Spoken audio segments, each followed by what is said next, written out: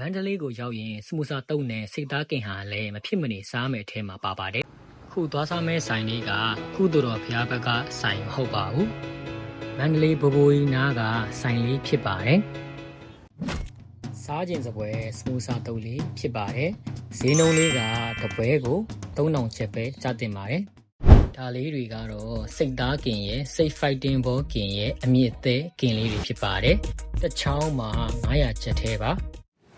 စမူစာတုပ်ကတော့အသားနဲ့မှန်လို့ဆိုရင်9000ကျပ်ပါရိုးရိုးအလွတ်ကတော့3000ပဲကျတင်ပါတယ်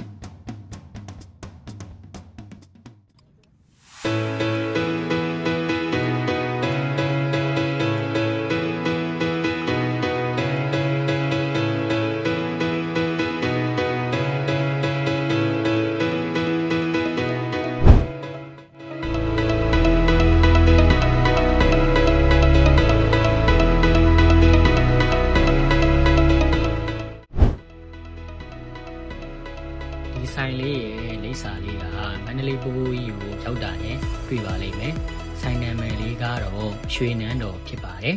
။အရသာ rating ကတော့8 out of 10ပါ။